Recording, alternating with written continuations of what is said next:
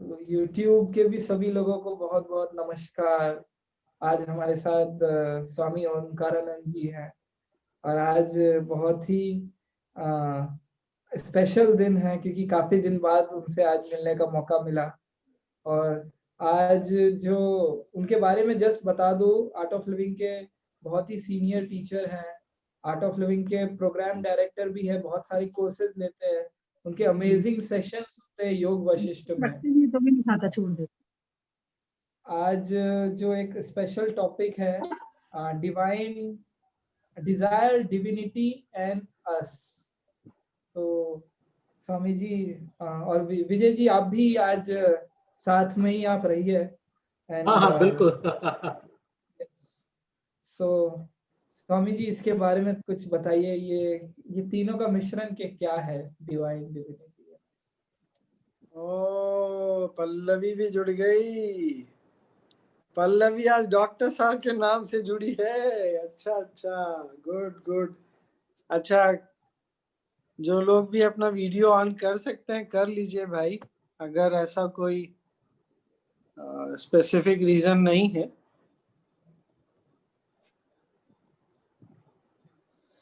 तो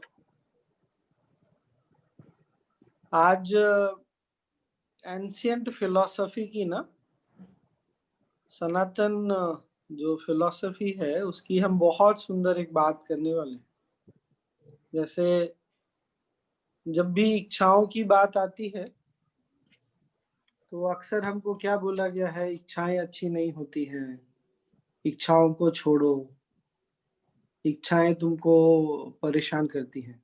पर आपको पता है सनातन सिद्धांत में ऐसा नहीं बोलते, कभी नहीं बोलते। एंशिएंट फिलॉसफी में हमारे ऋषि मुनियों ने ऐसा कभी बोला ही नहीं। तो क्या बोला है वो बहुत सुंदर है।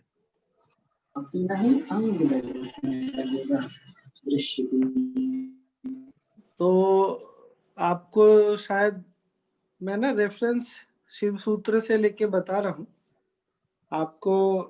कन्याकुमारी का नाम काफी लोगों ने सुना होगा। कन्याकुमारी की कहानी ऐसी है कि उमा जो है वो शिव जी से मिलना चाहती थी। वो चाहती थी उनका विवाह शिव जी से हो जाए। तो शिव जी को प्राप्त करने के लिए उमा जो है वो तपस्या कर रही थी। और शिव जी कैलाश से बारात लेकर आए और ज्योतिषियों ने बोला एक विशेष डेट देख करके कि इस डेट को से पहले, सूर्योदय के पहले नहीं, सूर्यास्त के पहले,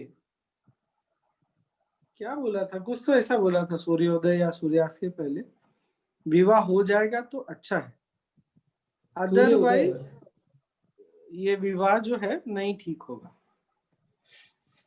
तो साउथ में ऋषि मुनि थोड़े घबरा गए कि भाई अगर उमा यहाँ से चले जाएगी शिव जी के साथ, तो शादी हो जाएगी तो कैलाश चली जाएगी। तो फिर उमा का जन्म हुआ है राक्षसों को, असुरों का नाश करने के लिए, फिर हमको कौन बचाएगा। तो उन्होंने इंद्र से बात की। तो इंद्र ने तो कन्याकुमारी के ठीक थोड़े से पहले सुचिंद्र बोल की एक जगह है, वहां पर बारात विश्राम करने के लिए रुकी। और ऐसा होगा कि घड़ी नहीं होगा, तो इंद्र ने क्या किया, मुर्गा बंद करके बांग लगा दिया रात को। तो सबको लगा अरे जा सवेरा हो गया तो शादी तो नहीं हो सकेगी। तो इसलिए उमा की कभी शादी नहीं हुई। तो कन्याकुमारी में जो मूर्ति है ना, एक बहुत सुंदर कन्या खड़ी है और वो माला जप रही है। तो सबसे पहली बात इसमें ये है ना कि इच्छाएं आपको पूछ के नहीं आती। मतलब आप तो नहीं चूज करते कि ये विचार मेरे मन में आएगा, विचार तो कहीं से भी आ जाता है। Correct? Am I making sense? Yes. तो जब इच्छाएं तुमसे पूछ के नहीं आती तब उसको कैसे डील करना है, और इसका रहस्य क्या है कहानी का? कहानी का रहस्य ये है कि हर इच्छा हमको आनंद की प्रॉमिस, क्या प्रॉमिस को क्या बोलेंगे हिंदी में? वादा वादा वादा वादा वादा कर। वादा। हर इच्छा जो है हमको ये वादा करती है कि तुमको आनंद की प्राप्ति हो।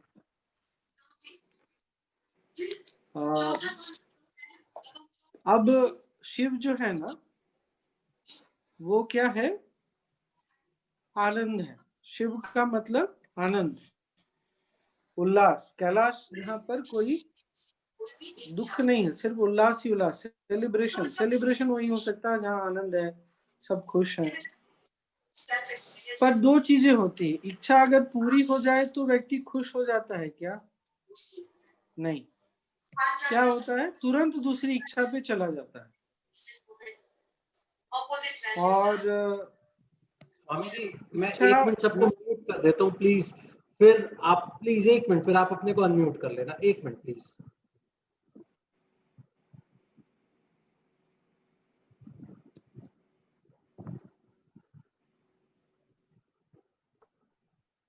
स्वामी जी आप अपने को अनम्यूट कर ले प्लीज।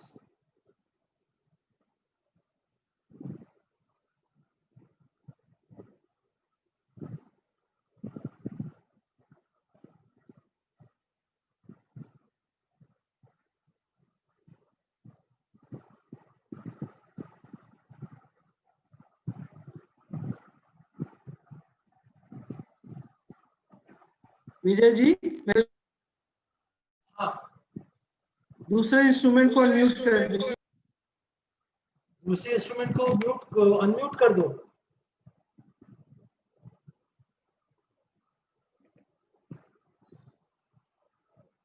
एक डन डन हो गया।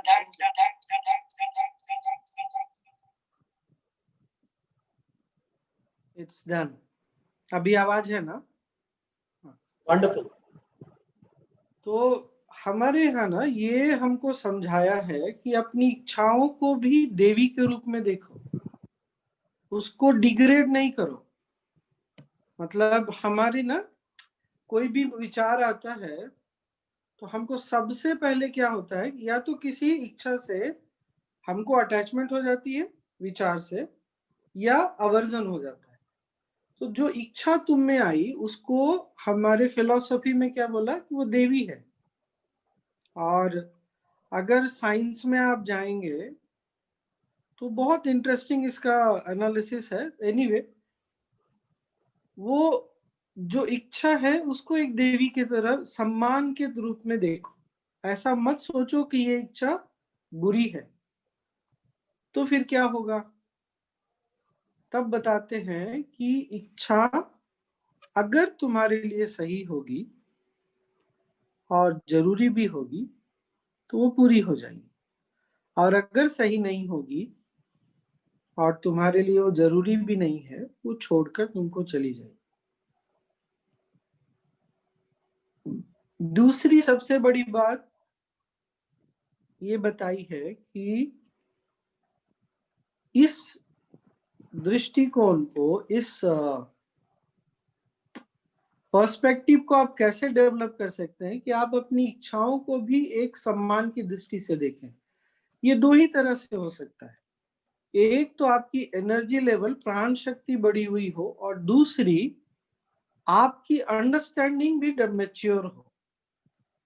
अगर आपकी अंडरस्टैंडिंग मैच्योर नहीं है, आप समझ में आप कच्चे हैं और आपकी एनर्जी लेवल कम है, तो ये चीज कभी नहीं होगा। तो यहाँ पर एक इसके लिए मेडिटेशन भी कराते हैं। ये मेडिटेशन क्या है? ये रात को अपने आप होता है जब हम सोते हैं। क्या होता है जब सोते हैं? हमारा मन जो है ना वो हृदय में बस जाता है, तभी हम रिलैक्स कर पाते हैं। मन अगर हृदय में नहीं बसेगा ना, अच्छा, इसका टेक्निकल एक्सप्लेनेशन नहीं पूछिएगा, ये मेडिटेशन है। तो आप रिलैक्स नहीं कर पाएंगे, आप विश्राम नहीं कर पाएंगे। तो कॉन्शियसली भी करते हैं, वो ध्यान है। मतलब क्या होता है, आप फिर ना उस मैच्योरिटी के साथ जीते हैं कि ये सृष्टि जो है इसमें कुछ भी खराब नहीं है। कुछ चीजें आपको नहीं सूट करती, वो बात अलग है। कुछ चीजें हो सकता है मुझे नहीं सूट करती होगी, पर आपको करती होगी।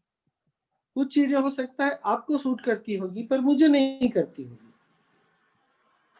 तो रिस्पेक्ट ना अंडरस्टैंडिंग के साथ ही आ सकता है, फिर भाव डेवलप होता है हमारे अंदर ना। वो हर चीज को हम, जैसे भारतीय परंपरा में, सनातन परंपरा में क्या है, पेड़ को भी आप पूजते हैं, आप पहाड़ को भी पूजते हैं, नदी को भी पूजते हैं, माँ बोलते हैं। क्यों इस तरह का है? वो भाव है। किस चीज का? सम्मान का भाव। जो व्यक्ति अब बहुत ज्यादा बुद्धि में जीता है और उसको अपने प्रति सम्मान का भाव नहीं है, if you don't have respect for yourself, even if you have some disapproval or non-acceptance of your own existence, even a very small part, you will never be able to respect the existence in totality. ये बात पकड़ में आई क्या? अगर आपको अपने अस्तित्व का छोटा सा हिस्सा भी आप डिसअप्रूव करते हैं, आप कभी भी समष्टि को आदर सम्मान पूरी तरह से नहीं दे पाएंगे। उसमें एक अधूरापन रह जाएगा, और ऐसा अधूरापन आपको कभी भी पूर्णता, शिव की प्राप्ति करा ही नहीं सकता। चाहे वो इच्छाएं पूरी हो या नहीं हो, आप बुद्धि से जिए ना जिए। इसलिए जो कुछ भी है यहाँ पर, अब कैसा एटीट्यूड रखना चाहिए? मैं अक्सर ये बोलता हूँ, कभी ये एक्सपेरिमेंट प्रयोग करके भी देखना चाहिए। ये किसी भी पेड़ के पास चले जाइए और पेड़ के सारे पत्तों को देखिए।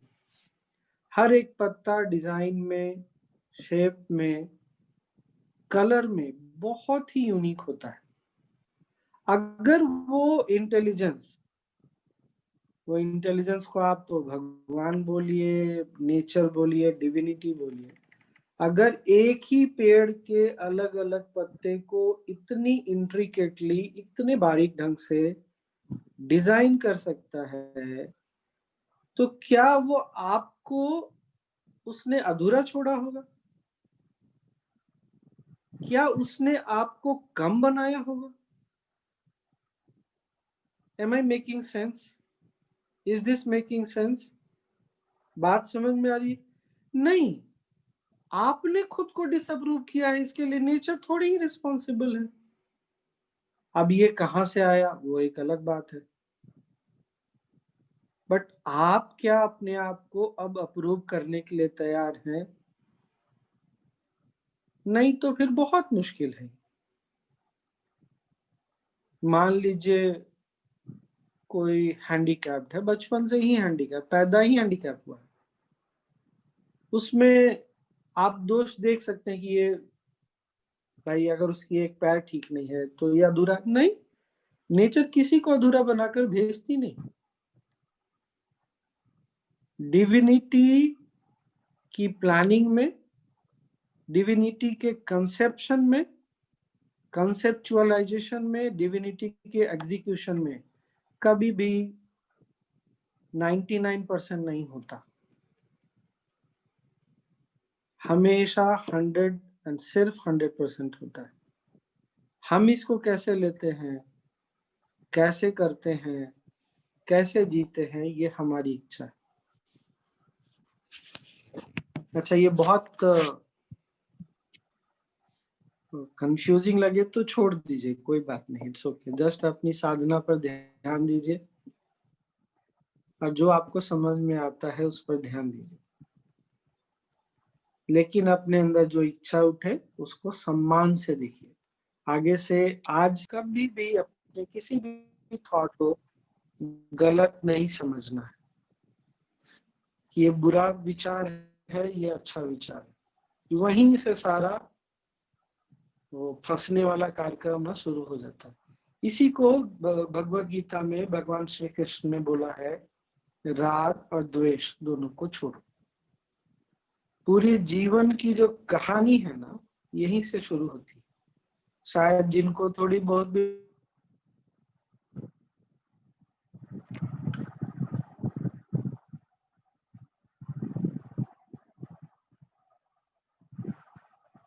स्वामी जी अभी आपकी आवाज चली गई। अभी आवाज है? हाँ अभी आ गई। पुराणों में एक बहुत हाँ इंटरेस्टिंग हाँ अभी आ गई। पुराणों में एक बहुत इंटरेस्टिंग कहानी है कि ऐसा ही कहानी है कि भगवान विष्णु सोए हुए थे, उनके कान से 2 राक्षस निकले और वो राक्षसों ने, एक सेकेंड, हाँ मैं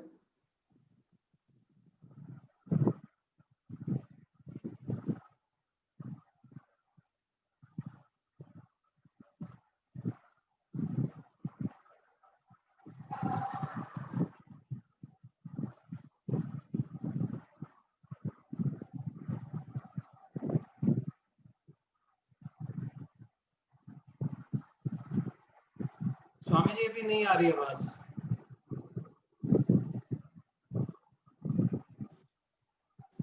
हाँ अब आएगी ना। आई अब आई। तो वो कहानी ऐसा है कि विष्णु जी हजारों वर्ष तक लड़ते रहे। मधु और कैटब थे राक्षस, और कभी भी लड़ाई समाप्त नहीं हुई, हजारों साल तक चलती रही। फिर विष्णु जी ने देवी माँ को फाइनली याद किया और देवी ने बोला पानी में लड़ाई करो। फिर पानी में लड़ाई हुई और ऐसे ऐसे कहानी। मतलब क्या, हम कानों से जो सुनते हैं ना, उससे भी राग और द्वेष होता है। या तो हम किसी चीज से अटैच होते हैं या हमको अवर्जन होता है। और राग और द्वेष से आज से कोई, इस कहानी का यही सारांश है। तो कैसे जीतना है? तो अपने अंदर की जो शक्ति है उसको आप एड्रेस करिए।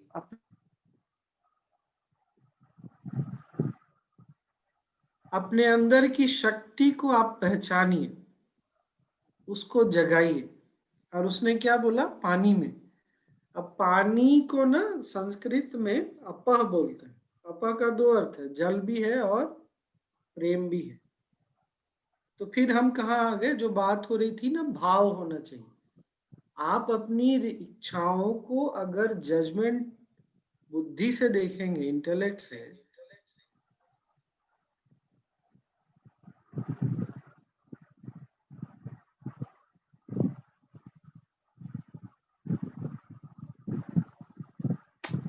तो आप कभी भी ना उसको रिस्पेक्ट नहीं दे पाएंगे। ये बात समझ में आ रही है ना? क्योंकि आपका जजमेंट क्या होगा? ये विचार अच्छी है, ये विचार अच्छी नहीं है, ये निगेटिव है, ये पॉजिटिव है। आपको जैसे ही अवर्जन होगा, आप अगर सिर्फ नोट करके छोड़ देते हैं कि ये विचार, ये थॉट मेरा निगेटिव है, ये पॉजिटिव है, तो चल जाता है। लेकिन इंसान का मन ना, इंटेलेक्ट इतनी आसानी से रुकता नहीं है, वहीं पर नहीं रुकता। वो नोट करते के साथ जजमेंट प्रोड्यूस करता है, ये गलत है, ये सही है। और यहीं से हमारी ट्रैप शुरू हो जाती है।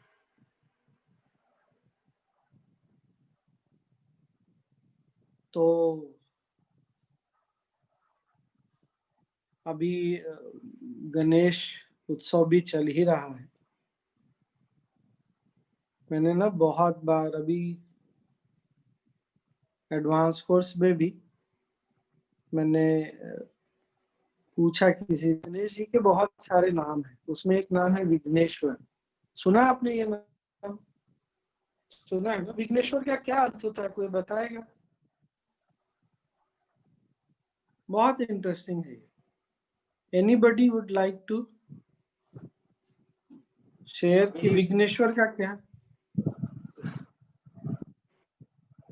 लोग चैट पे काव्या टाइप बोल रही है विघ्न हरने वाले। अच्छा हाँ, और कौन बोल रहा है?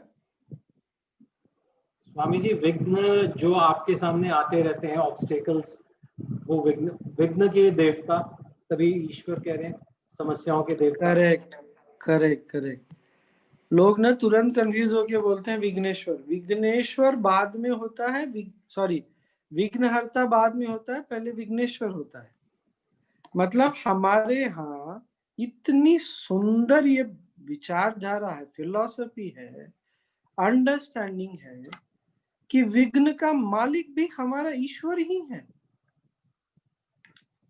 इसलिए अद्वैत अद्वैत फिलॉसफी में ना ये बहुत बड़ी चीज है कि आपके लाइफ में जो ऑब्स्टेकल आया है, जो भी बाधाएं आ रही हैं, वो आपके ही ईश्वर की खड़ी की हुई है।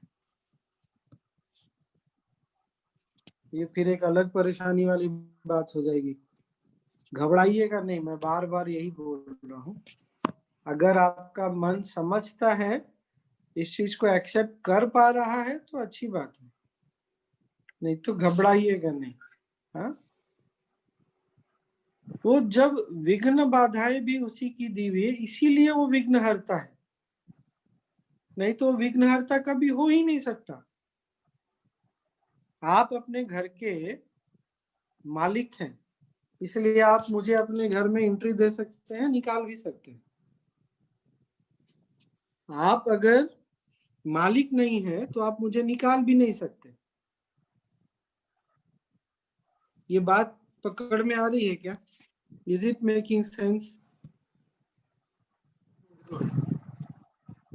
फिर यहाँ क्या हो जाता है, जब ऐसे देखते हैं ना, तो विघ्न बाधाओं को भी हम रिस्पेक्ट की तरह देखते हैं। जब बाधाएं आती हैं, चैलेंज आता है, तो हमको क्या लगता है, ईश्वर ने हमारा साथ छोड़ दिया। और मैं बोलता हूं, जब विघ्न बाधा आती है तो उस समय तो ईश्वर तुमको विशेष दृष्टि से देख रहा है। इस बात को समझो, इस बात को जानो। अभी तुम पर बड़ी विशेष दृष्टि पड़ी हुई है, तुम्हारी लॉटरी लगी हुई है। ये कभी नहीं समझना कि ईश्वर की दृष्टि से हम ओझल होते हैं सेकंड भर के लिए भी, वरना अस्तित्व ही सब हमेशा के लिए समाप्त हो जाए। तो यहाँ आज जो भी बात हो रही है ना, उसका सबसे बड़ी बात उसकी क्या है, फिलॉसफी में क्या है, सम्मान, आदर का भाव। किसके प्रति? जो भी कुछ है आपके लाइफ में, जैसा भी विचार है, जैसा भी भाव है, जो भी परिस्थितियां हैं, उसके प्रति एक रिस्पेक्ट, आदर का भाव। और यही हमको आगे बढ़ाएगा। और आदर का भाव बोलने से नहीं होता, अपनी अंडरस्टैंडिंग चेंज करनी होती है और अपनी एनर्जी लेवल बढ़ानी होती है। ये दोनों चीजें साथ में चलती हैं। हाँ, बहुत आप मेच्योर हो जाएंगे तो लो एनर्जी में भी आपकी अंडरस्टैंडिंग बनी रहेगी। लेकिन आप किसी भी लो एनर्जी के, जिसके अंदर प्राण शक्ति की कमी, ऐसे व्यक्ति की आप कल्पना करके देखें, आप उसको बहुत मेच्योर, मतलब ऐसे नहीं देख सकते कि वो बहुत हाई स्पिरिट में है, बहुत एनर्जी में है, सॉरी बहुत इंथुजियाज्म में है, उसकी अंडरस्टैंडिंग बहुत डेवलप है। जहां हम किसी ऐसे व्यक्ति की कल्पना करते हैं जिसकी प्राण शक्ति बहुत कम है, जिसकी एनर्जी लेवल कम है, उसको हम चिड़चिड़ा, गुस्सैल इसी ढंग से देख सकते हैं। मैं सही बोल रहा हूँ? आपने भी ये चीज नोटिस किया है? तो पहला क्या, सम्मान के दृष्टिकोण से have a very respectful perspective to the thoughts that you are having, the desires that you get, whatever situation come in life. And second step, keep your prana high and understanding that you have to take care. और तीसरा क्या है, फिर तो कि जो सही होगा वो हो जाएगा, फिर अपने आप फिर होने लगेगा। जो आपके लिए नरिशिंग होगा, जो आपके लिए अच्छा होगा और जरूरी होगा। ये ना बहुत बड़ी एक कंडीशन है, क्या आपके लिए जो अच्छा है और जरूरी दोनों। जो आपके लिए अच्छा नहीं है और आपके लिए जरूरी नहीं है, वो नहीं होगा। बहुत बार हमको चीजें अच्छी लगती है पर वो लाइफ में जरूरी नहीं होती, फिर वो होती नहीं, चाहे आपको कितनी भी अच्छी लगती है। फिर वो आपको जन्म और मृत्यु के चक्कर में बांध के रखती है। ठीक है, तो पर इसके लिए ना फिर नॉलेज, ज्ञान, साधना, ध्यान और सेवा और सत्संग, जैसे अभी हम बैठे हैं या कभी अकेले भी बैठे हैं, तो बहुत ईमानदारी से, ऑनेस्टली, सच्चाई के साथ जो भी मन में है उसके साथ थोड़ी देर बैठना, ये बहुत आवश्यक है। ये सब माध्यम है किस चीज का? अपनी अंडरस्टैंडिंग को डेवलप करने का, बढ़ाने का और अपनी एनर्जी लेवल को बनाए रखने का, हाइयर लेवल। ठीक है ना? अब आपको कुछ बोलना है तो बोलिए, किसी को कुछ या पूछना है। स्वामी जी, आपने जैसे ये बताया कि इच्छा को, और तो इस प्रकार से ये बात क्लियर हो जाती है कि जैसे कई लोग होते हैं बस पकड़ के बैठ जाते हैं, पॉलिटिक्स में देख लें या डे टू डे लाइफ में देख लें या ऑफिस की लाइफ में भी देख लें, नहीं मुझे तो वही, कई बार तो यहाँ तो होते मुझे तो वही वाला कैबिन चाहिए, मेरी तो वही वाली सीट होनी चाहिए, बॉस के सामने मैं ही सबसे पहले आऊंगा। तो इस चक्कर में कई बार झगड़ा भी होते हैं, कई बार मनमुटाव भी हो जाता है। पर ये अब जो मन में ग्रम्बलिंग उठती है, अब उसको किस तरीके से बाहर निकाला जाए? ऐसा तो है नहीं कि, तो उसका क्या उपाय है? उसका सबसे अच्छा उपाय है, एक तो मैच्योर अंडरस्टैंडिंग। एक तो ये देखना कि आपके मन में ग्रम्बलिंग है या नहीं है। लाइफ एक दिन तो समाप्त होने वाली है, इस ग्रह पर तो समाप्त होने वाली है। आज है कल नहीं है। जीना कैसे है? ग्रम्बलिंग करके जीना है। तुरंत मन बोलेगा नहीं, पर क्या होता है, मन से छूटता नहीं। तो कैसे छूटेगा? तो थोड़ी सुदर्शन क्रिया, थोड़ी प्राणायाम, थोड़ा नॉलेज। अच्छा, फिर क्या है? ये चीज सिर्फ विजय जी ऑफिस में नहीं होता, ये अध्यात्म के मार्ग में भी होता है, और अध्यात्म के मार्ग पर और ज्यादा होता है। तो इसको समझने के लिए ना एक कहानी है, बड़ी सुंदर कहानी है रामायण की। टाइम है ना हमारे पास? है ना? बिल्कुल है स्वामी जी। अच्छा, कहानी है जब बिल्कुल। राम जी सीता जी वापस आ गए, उसके बाद की कहानी है। सब कुछ अच्छा चलने लगा और राजपाट सब चलने लगा, सब होने लगा। तो सब लगे रहते थे इस बात में कि कौन राम जी के सामने बार बार, भाई वो उनके गुरु भी थे, उनके मालिक थे, उनके ईश्वर थे, कौन उनसे दृष्टि से अलग रहना चाहता है? तो मैं सेवा करूंगा, मैं करूंगी, मैं करूंगा, सब एक से एक शवाशेर बनने की कोशिश में। और हनुमान जी का फोकस ना बहुत क्लियर था, और हनुमान जी की क्षमता बहुत ज्यादा थी। तो वो उनकी दृष्टि सिर्फ और सिर्फ राम जी पे रहती थी। तो राम जी इससे पहले कि वो बोले मुझे प्यास लगा है, हनुमान जी बात पकड़ लेते थे, तुरंत गिलास लेके पानी के साथ पहुंच जाए। तो अब क्या हो गया, ऐसी स्थिति हो गई कि सब लोगों को हनुमान जी से चिढ़ हो गई। मैंने ये कहानी पहले बताई है क्या भाई नीचम? हाँ, इस फोरम पे नहीं बताई, इस फोरम के साथ नहीं शेयर करी आपने, और जगह शेयर नहीं नहीं नहीं बताइए स्वामी जी। ठीक है, तो सबको चिढ़ हो गई। तो काफी समय सबने सहन किया, लेकिन हनुमान जी एक कदम पीछे नहीं हटाते। क्यों भाई, मेरे गुरु है, मेरे मालिक है, मैं क्यों पीछे हटाऊं? तुमको जो करना है करो, मैं कब मना करता हूँ, मैं थोड़ी पीछे हटने वाला हूँ। तो ये हो गया पंगा सबके लिए। तो सबने, और इसमें सीता जी भी थी, जस्ट ये ना अंडरस्टैंडिंग के लिए देखिए क्या होता है। सबने एक बैठक की, लिटरली बैठक की, सीक्रेट मीटिंग कि हनुमान को भाई कुछ तो उपाय लगाओ, अब ये किसी को कुछ करने नहीं देता। ऐसा थोड़ी है कि वो राम जी अकेले हनुमान के हो, तो सबके हैं।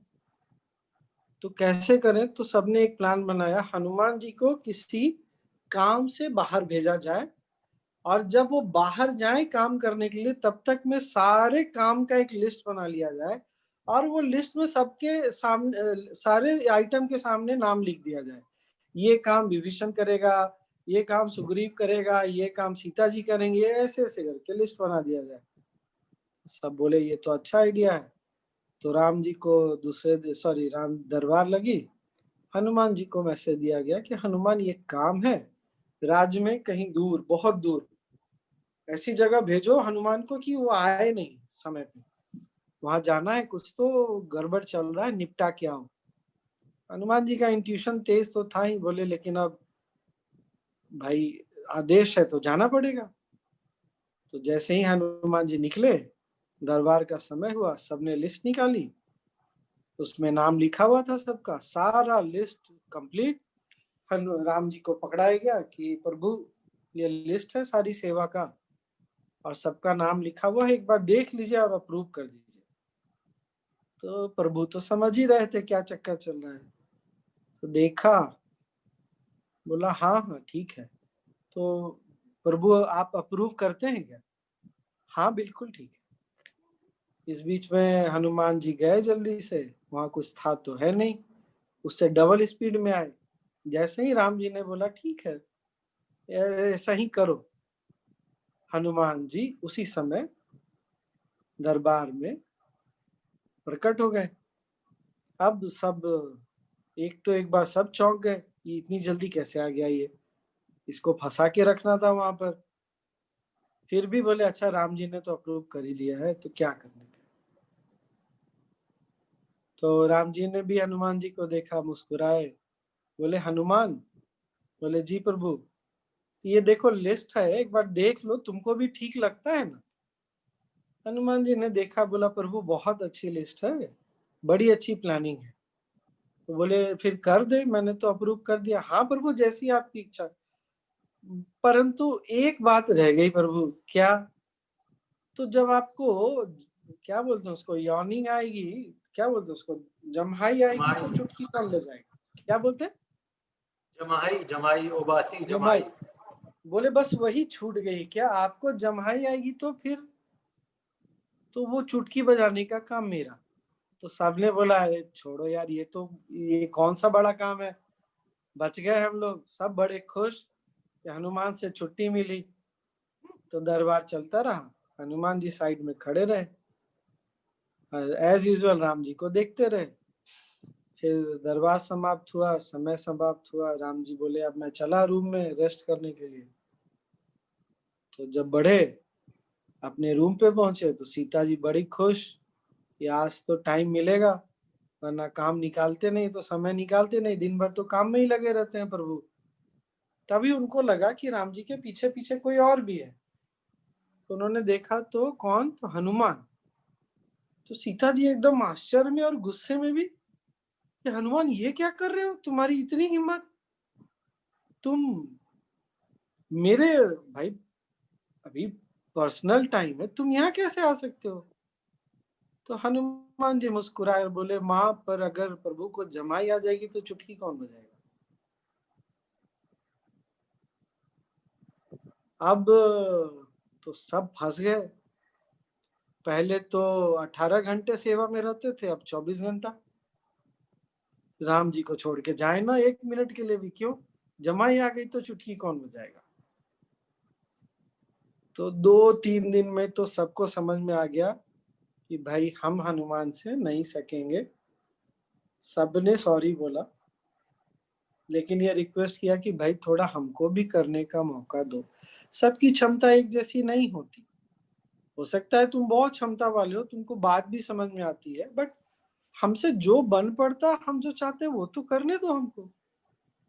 तब हनुमान जी ने भी बात को समझी और फिर आगे जो होना, मतलब मेरा कहने का अर्थ ये है, हर व्यक्ति कुछ करना चाहता है, चाहे वो गुरु के लिए हो।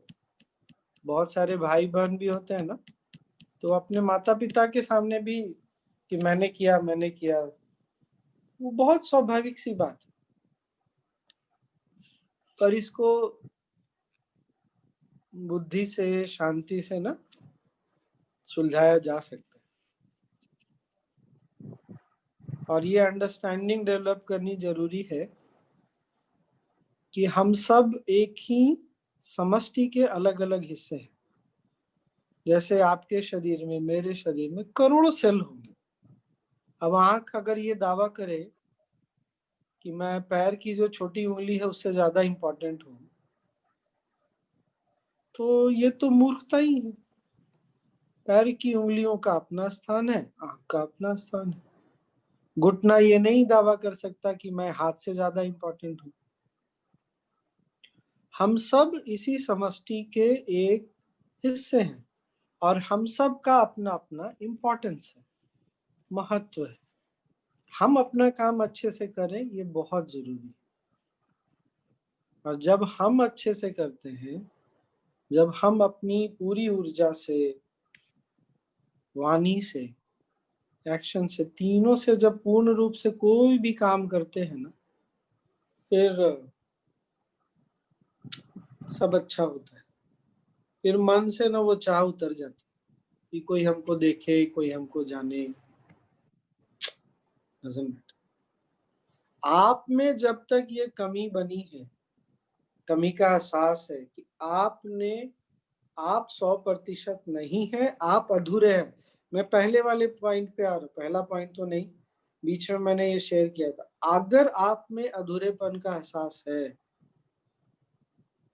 तो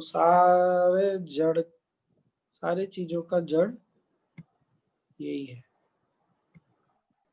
आपको इससे निकलना पड़ेगा। और हमारी जो मॉडर्न एजुकेशन है ना, उसने हमको बहुत ज्यादा बुद्धि में जीना सिखाया है। पर अब आप अध्यात्म में आ गए हैं तो ये बहुत जरूरी है कि बुद्धि को बैलेंस किया जाए, संतुलन में लाया जाए। नहीं तो बुद्धि से जीवन अधूरा ही रह जाता है। अच्छा, भाव का मतलब यहाँ रोना धोना नहीं है। Have a feeling of being connected to the whole existence, पूरी समष्टि के साथ, पेड़ पौधों के साथ, सब चीजों के साथ हमारा एक कनेक्शन हो। कनेक्शन है, इसको रिकॉग्नाइज करना, उसको सम्मान के साथ देखना, इस भाव की बात कर रहा हूँ। ठीक है ना? Yes, what else? और कुछ? स्वामी जी, अभी आपको आपकी बात सुन के एकदम से शब्द और कुछ समझ नहीं आ रहे। आपने काफी सारे जो प्रश्न थे बिल्कुल क्लियर जैसे हो जाते हैं, वो वाली सी बात हुई। जब हम शुरू कर रहे थे सेशन, आपने बोला कि एक कदम आगे लेने की हिम्मत। तो वो जब इच्छा को अगर आपने फलीभूत करना है, अब वो इच्छा, अगेन आपने बिल्कुल बात ठीक है, लेबल करने की जरूरत नहीं है, सही है या गलत है। क्योंकि जैसे फॉर एग्जांपल ये बोला जाए, पॉलिटिक्स में अभी रिसेंटली हुआ था कि नहीं भाई मेरे को चीफ मिनिस्टर की चेयर पे बैठना है, दूसरा कहते नहीं मुझे बैठना है, या सपोज बुरी दृष्टि से भी कोई किसी को देखता है तो वो भी तो उसकी एक इच्छा ही है। तो अब ये इनको भी लेबल ना किया जाए, जो समाज में असामाजिक चीजें हैं उसको भी ना लेबल किया जाए, उसको भी क्या ऑनर की दृष्टि से देखना ठीक है। हाँ भाई, आप मूवी देखने जाते हैं, मैं भी गया हूँ बहुत बार। मूवी में विलन तो होता ही है, बिना विलन के मूवी हो नहीं सकती। और किसी किसी मूवी में तो हीरो की बहुत पिटाई होती है, और बहुत क्या बहुत ज्यादा पिटाई होती है, बट उसके बिना मूवी हो नहीं सकती। तो मान के चलिए कि विलन का भी अपना एक रोल है। आप शायद तो उस हाँ, आप हीरो हो सकते हैं या साइड रोल हो सकता है, बट विलेन तो रहेगा ही रहेगा।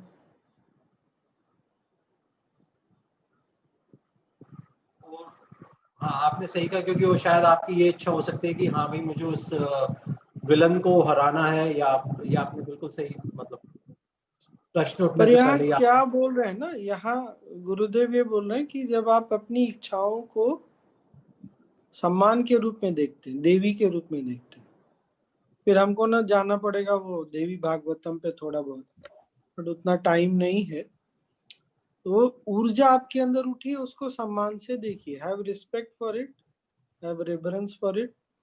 फिर जो इच्छा जरूरी होगी वो पूरी हो जाएगी, नहीं होगी तो नहीं होगी, फिर वो आपको बेचैन नहीं करती।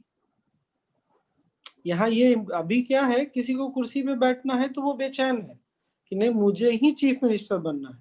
वो बेचैन क्यों है? क्योंकि उस पर रिस्पेक्ट नहीं है, उसको नेचर के प्रोसेस पर विश्वास नहीं है।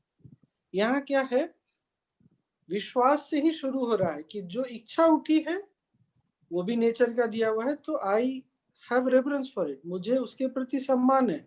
और नेचर चाहेगी, जब उसने इच्छा दी है, उसको सही लगता है तो वो पूरा कर देगी, उसको नहीं लगता है तो इच्छा छुड़वा देगी हमसे। ये बात बहुत जरूरी है। बाकी जो हमको करना है हम करें, पर जब इस एटीट्यूड के साथ आगे बढ़ते हैं ना, तो मन में कड़वाहट नहीं होती, मन में राग द्वेष नहीं होता, कोई भय नहीं होता कि अगर मैं नहीं बना तो क्या होगा। फिर लालच नहीं होता कि मैं बन जाऊंगा ना तो मुझे ये फायदा होगा, वो लालच भी नहीं। फिर आपका दृष्टिकोण क्या हो जाता है, प्रकृति मुझसे कुछ करवाना चाहती। ये बात समझ में आ रही? Getting this point? हमारा जो सिंक्रोनाइजेशन है ना, यस स्वामी जी। नेचर के पर्पस के साथ हम अलाइन हो जाते हैं। और जब हम ईश्वर या प्रकृति के साथ अलाइन हो जाते हैं तो वो जो चाहती है वो हमसे करवा लेगी। फिर वो नहीं तो हम तो अपने ही कुर्सी बचाने में रह जाएंगे।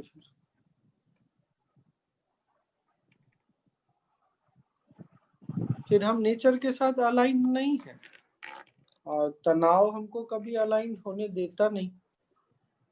हमारी परेशानियां, हमारा तनाव हमको अलग करके रखता है। यस अभिषेक। स्वामी जी एक प्रश्न था कि अगर हम वैराग्य का पालन करते हैं तो फिर कोई काम करने जाए तो उसमें इंटेंसिटी कहाँ से आएगी? जैसे कि हम कोर्सेज का ही एग्जांपल ले लें तो है कि चलो हमने लोगों को बता दिया, अब लोग आए तो आए, उनकी मर्जी। लेकिन जो एक होता है ना, जब अगर हम नॉर्मल भाषा में बोले कि नहीं इनको पूरा रजिस्टर करा के फिर छोड़ना है, उसके लिए एक अलग इंटेंसिटी चाहिए रहती है। तो वो वैराग्य के साथ कैसे आ सकता है इंटेंसिटी? अभिषेक, अगर इंटेंसिटी नहीं है तो वैराग्य कभी नहीं आएगा। यही बात समझने की है। जब आप 100% by your energy, by action, by word होते हैं, तब आप उसके बाद कुछ करने के लिए बचता नहीं, कुछ सोचने के लिए बचता नहीं। क्या? मैंने अपना 100% दे दिया, अब आगे जो होगा वो नेचर की इच्छा। अपने आप चीजें छूट जाती। अगर तीनों में से कोई भी एक चीज, एनर्जी, एक्शन, वर्ड, तीनों में आपने थोड़ा भी कटौती किया ना, तो अधूरापन आपको शांति से बैठने नहीं देगा। फिर वैराग्य की बात होती है। वैराग्य आएगा कहाँ से? जब आप 100% जीते नहीं लाइफ को, वैराग्य आएगा ही नहीं, संभव ही नहीं, नॉट पॉसिबल, असंभव है। स्वामी जी, आपने अभी थोड़ी देर पहले शुरुआत में बोला कि वो इच्छा को अपने हृदय में ले जाने के लिए जैसे मेडिटेशन। नहीं, इच्छा को नहीं, मन को हृदय में ले जाता है। ये एक मेडिटेशन टेक्निक है। बट हम जितनी बार ध्यान करते हैं ना, हमारा मन हृदय में समा जाता है, नहीं तो ध्यान लगेगा नहीं। बट एक पार्टिकुलर टेक्निक होती है जो इसी के लिए होती है, वो अलग चीज है। मेरे को लगा शायद वो वी विल बी लकी आप वो हमारे साथ शेयर करोगे। ध्यान में हो ही जाता है, कोई ऑप्शन ही नहीं है। नहीं तो आपको रात को नींद नहीं आएगी, ध्यान नहीं लगेगा, क्योंकि दिल के अलावा मन कहाँ जाएगा? फिर बुद्धि में जाएगा। बुद्धि में जाएगा तो कभी शांति से बैठ ही नहीं सकता। इसीलिए शुरू के दिनों में ना गुरुदेव अक्सर बोला करते थे, पूरी की पूरी जो यात्रा है ना, सिर्फ इतनी ही है, यहाँ से लेके यहाँ तक। इतनी ही छोटी यात्रा में पूरा जीवन बीत जाता है।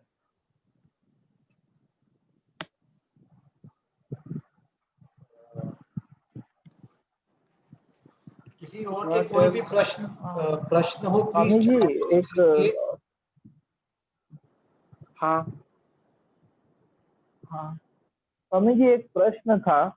गुरुदेव कई बार इसका उल्लेख भी किए हैं कि कहीं कोई इम्प्रूवमेंट की कहीं किसी को जरूरत नहीं है। We always go from one perfection to another. लेकिन लोग बोलते हैं, कभी कभी मन में भी आता है कि मैं सही नहीं हूँ, इम्प्रूव करना है, इसमें इम्प्रूव करना है। तो वो कंसेप्ट कभी समझ नहीं आया स्वामी जी। अभिषेक, मेरा भी यही मानना है। और लाइफ की जर्नी जो है, परफेक्शन टू परफेक्शन ही है। अब यहाँ पर चक्कर ये है कि अगर तुम इम्परफेक्शन से परफेक्शन की ओर जाना चाहोगे तो वो होता नहीं। आप इम्परफेक्ट बने रहते। इम्परफेक्ट बने रहना मतलब अधूरापन बना रहेगा। वही है, इच्छा उठी, पूर्ण हो गई, तो भी मन टिका नहीं, वो आगे भाग गया। इसीलिए माला एक एक मनके से दूसरे मनके पे हाथ चला गया। नहीं पूरी हुई तो अधूरापन तो बना हुआ है। तो क्या करना है फिर? हम अभी हैं जैसे भी हैं, नेचर ने हमको ऐसा रखा है, और आगे जाने के लिए विचार भी उसी ने दिया है। अब ये नहीं बोल देना कि नेचर विचार दे रही कि ऊपर से नीचे कूद जाओ बालकनी से। नहीं, आपको पता है कि क्या बोल रहा है, यहाँ पर क्या इंडिकेशन है। आगे बढ़ने का विचार भी नेचर ने ही दिया है, उस पर आगे चलने की जिम्मेदारी भी नेचर ने ही हमारे ऊपर रखी। तो आगे ये सोच के नहीं बढ़ना कि तुम अधूरे हो। अधूरा व्यक्ति हमेशा अधूरा ही रह जाए।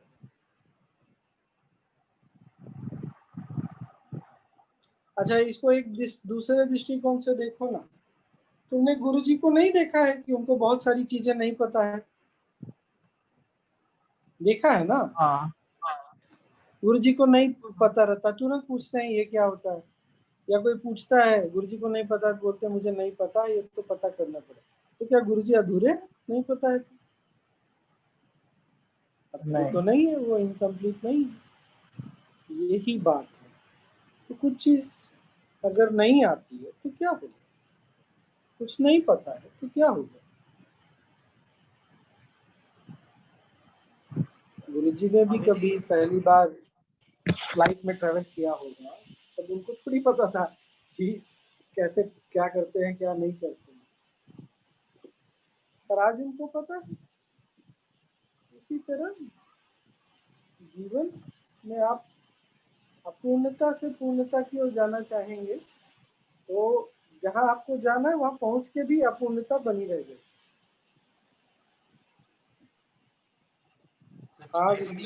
Change of mindset, Swami ji आप कह रहे हैं चेंज ऑफ माइंडसेट की बात है, पूर्ण समझो mature understanding, maturity in understanding, जीवन को, संसार को एक बड़े दृष्टिकोण से दृष्टिकोण देखना। से।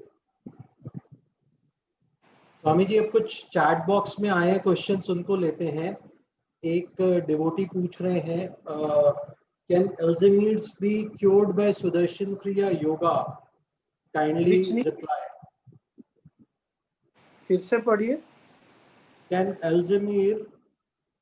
Alzheimer be cured by Sudarshan? Alzheimer हो सकता है, और अल्जाइमर में एक काम और करके देखो, coconut virgin, cold pressed virgin oil, सुबह 1 चम्मच, शाम को 1 चम्मच पिलाओ, रेगुलर पिलाओ। हाँ विजय। स्वामी जी अगला एक प्रश्न आया है, और ये है, मैं काफी सालों से एओएल से जुड़ा हुआ हूँ, but I still can not go deep in sadhana, मुझे क्या करना चाहिए, प्लीज सजेस्ट। भाई आई होप आप साइलेंस प्रोग्राम करते हैं, और करिए। और अब आपकी कोई धारणा है डेप्थ की ना, उसको छोड़ दीजिए और आप बस अपनी साधना करिए। साइलेंस प्रोग्राम में मौन और साधना जो होता है बार बार बैठने से, ये मेरे लिए तो बहुत आज, या तो आपकी अपनी जो धारणा है वो धारणा ही कोई मिसकंसेप्शन बनी हुई है। मुझे नहीं पता आपका क्या अर्थ है।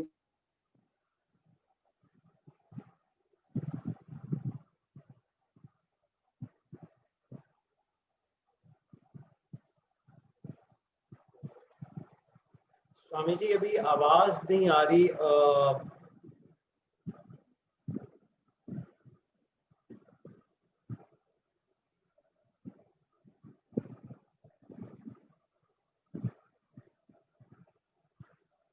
स्वामी जी की आवाज नहीं आ रही है, लगता है वो भी रिज्वाइन हो रहे हैं। जितने भी लोग हाँ, हैं बैठे रहे, एक स्वामी जी 1-2 मिनट में वापस आ जाएंगे, with in 1 minute.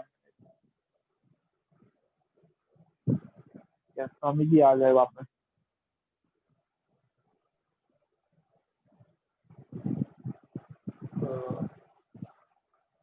Swami ji स्वामी जो जी चैट में एक प्रश्न आया है। नहीं, हाँ हाँ विजय जी बोलिए।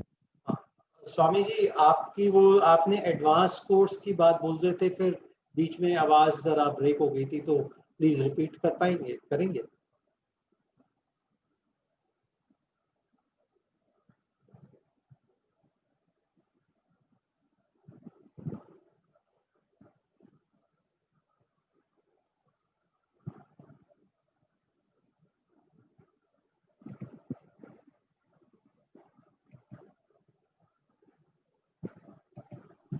हाँ जी, मैं ये बोल रहा हूँ विजय जी कि एडवांस कोर्स से ऑटोमेटिकली डेप्थ आ जाता है।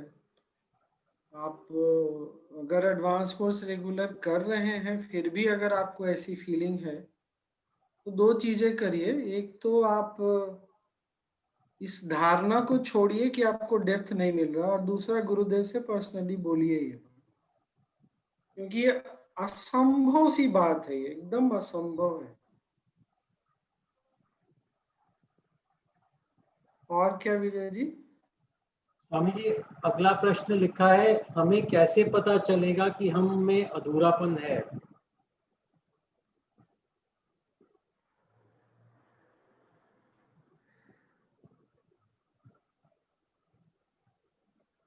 बस एक काम करो, एक टारगेट अभी से बनाओ, अभी से, इस पल से, कि जहां भी रहूंगा या रहूंगी 100%। हैप्पीनेस का पॉइंट याद आया क्या? बी 100%, 100%। और जैसे ही 100% रहेंगे ना, ये अधूरापन अपने आप हट जाएगा। किस लेवल पे 100%? मैं फिर से रिपीट कर रहा हूँ, by energy, give your energy 100% in anything you do. आप जो भी करते हो उसमें 100% आपकी एनर्जी हो, वर्ड्स में, एक्शन में, सब तरफ से 100%। हमारा जो हैप्पीनेस कोर्स है ना, वो पूरा जीवन लग जाएगा समझने में, गुरुजी ने सब उसमें बोला हुआ है। एनीवे, और क्या विजय जी? मैं ये एक प्रशांत जी को कुछ पूछना है। हाँ बिल्कुल बिल्कुल, आप प्रशांत जी आप अनम्यूट करके। उनको अनम्यूट करने का, एक उनको मिनट अनम्यूट करने के लिए आप ऑप्शन भी परमिट करिए। दीजिए। मैं प्रशांत जी, आप अपने को अनम्यूट कर लीजिए। तुमने फिर म्यूट कर लिया अपने आप को। Sorry sorry sorry. हाँ हाँ बोलो प्रशांत। स्वामी जी, मुझे बहुत ही अच्छा लग रहा है आपके साथ आपका ये ज्ञान चर्चा सुन के। मैंने आपके साथ एडवांस कोर्स किया था ऋषिकेश में, तब भी काफी चीजें पता चली थी। स्वामी जी, मेरी आवाज आ रही है ना? आ रही है? हाँ हाँ। तो स्वामी जी, मुझे एक क्वेश्चन ये पूछना है। जैसे पहला क्वेश्चन, जैसे अभी आपने डिस्कस किया 100%, हमेशा मुझे ये चीज बग करती है। कई बार क्या होता है कि जैसे हमारी रात को नींद पूरी नहीं हुई, मैं अपना एग्जांपल दे रहा हूँ, जैसे रात को नींद पूरी नहीं हुई, नेक्स्ट डे ऑफिस में एनर्जी उतनी नहीं रहती है, तो मन में एक थॉट आता है कि प्रशांत, क्योंकि तेरी नींद पूरी नहीं थी, इस वजह से तू आज अपना 100% नहीं दे पा रहा है। क्योंकि मेरी नॉर्मल एफिशिएंसी जो किसी और दिन की होती है, जिसमें मैं वेल रेस्टेड होता हूँ, तो उसमें अच्छी होती है। तो क्या वो भी एक 100% है? अगर मैं सिर्फ स्लीप डिप्राइव्ड हूँ और मैं काम कर रहा हूँ, क्या वो मेरा 100% है? क्योंकि मैं फिर भी रिग्रेट में जा रहा हूँ, क्योंकि मैं किसी और दिन के साथ उसे कंपेयर कर रहा हूँ कि उस दिन मैं अच्छा था, आज मैं उतना अच्छा नहीं, या उतनी क्लैरिटी नहीं है मुझे। कंपेयर करोगे तो दुख में ही रहोगे प्रशांत। चाहे अपने आप को कंपेयर करो अपने आप से, या किसी और को कंपेयर करो अपने आप से, you will always be have सम।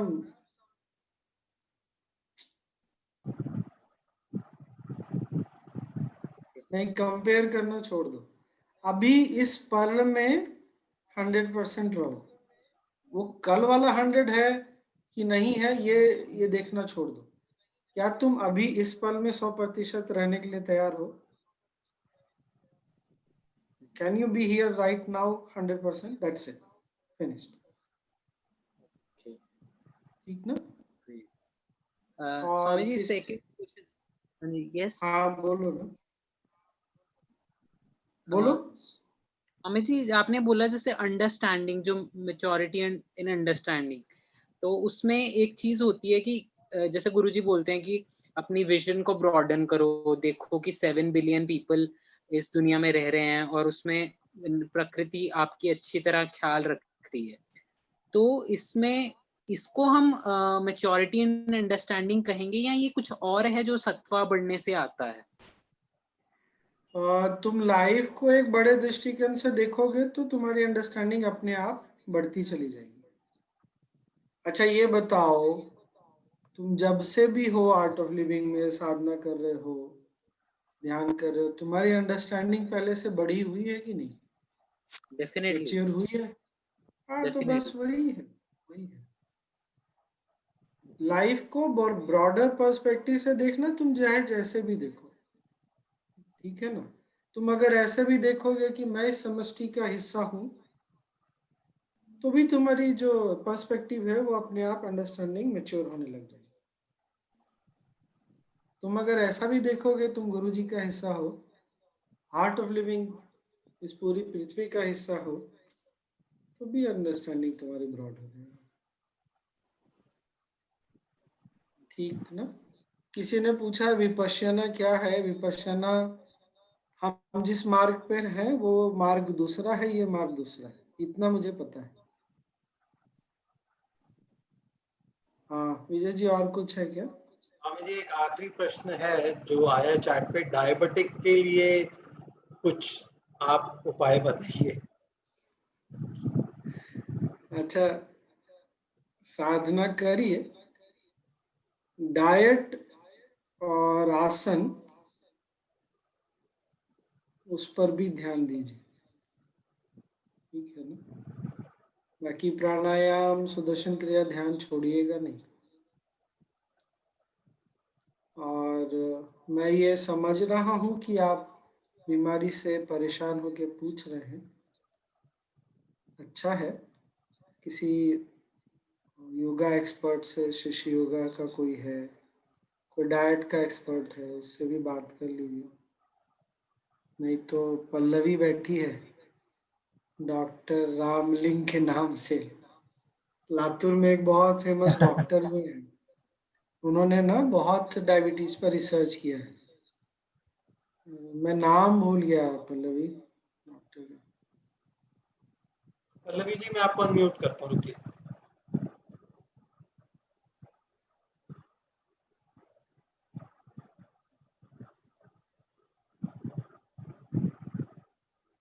आप अपने को अनम्यूट कर लीजिए पल्लवी जी। जी जी, am I audible? Yes Yes, yes. yes. हाँ, Yes, डॉक्टर yes. दीक्षित है, डॉक्टर दीक्षित है उनका नाम, और यूट्यूब पे बहुत सारे वीडियोस भी है। तो वो आपको ना डायबिटीज को लेके बहुत क्लैरिटी दिला देंगे, बहुत बढ़िया है। डायबिटीज वैसे लाइफ स्टाइल डिजीज है, अपने आप में बीमारी नहीं। और क्या, तो that's it then Vijay ji. हाँ स्वामी जी, और तो कोई प्रश्न नहीं, लेकिन as usual I will say आपसे जब भी मुलाकात होती है, DIP diet 72 hours skin cure virus and many lifestyle. आपसे जब भी मुलाकात होती है, जब भी आपके साथ सेवा का सौभाग्य होता है, तो एक वो अद्भुत ही चीज होती है, ये सब जानते हैं। आप योग वशिष्ठ अब हम अगली बार कब शुरू कर रहे हैं? अब मैं कर रहा हूँ 1 तारीख या 2 तारीख से शुरू करेंगे, और इस बार थोड़ा लंबा कर लेंगे। जयश्री जी ने, काफी लोगों ने बोला था वो ये उपनिषद करने के लिए, बट उपनिषद में क्या है ना कि गुरुदेव ने इंग्लिश में बोला है, तो बहुत लोग इंग्लिश समझते नहीं है, तो मुझे फिर वो पूरा बोलना पड़ेगा जो गुरु जी ने बोला है वो भी, ठीक है ना। तो योग वशिष्ठ कर लेंगे, ऐसे कर लेंगे। तो उस पर उसका प्लान कर लेंगे आपके साथ, and will update the group. And it is so nice. मैं सबको अनम्यूट कर देता हूँ, they would like to express their gratitude and thanks. अरे नथिंग लाइक, अच्छा anyway. Swami ji thank you so much, बहुत ही अमेजिंग रहा आपके साथ आज का सेशन। और स्वामी जी आपने जिस तरीके से हमें एक अलग एस्पेक्ट दिया, वो बहुत दिन बाद एक उसका एक द्वार खुला है। And thank you really really so much Swami ji, हमें इतना अच्छा एक सेशन देने के लिए बहुत बहुत। आप अपने को अनम्यूट कर सकते हैं। जय गुरुदेव अभिषेक, जय गुरुदेव विजय जी, सबको जय गुरुदेव। जय गुरुदेव स्वामी जी। स्वामी जी इतने गूढ़ सब्जेक्ट को आपने इतनी सरलता से बता दिया, थैंक यू वेरी मच। जय गुरुदेव। थैंक यू जय गुरुदेव। जय गुरुदेव। जय गुरुदेव। एक सबके लिए छोटी सी इंफॉर्मेशन है, स्वामी जी का अगला एडवांस कोर्स हो रहा है 28 से 31।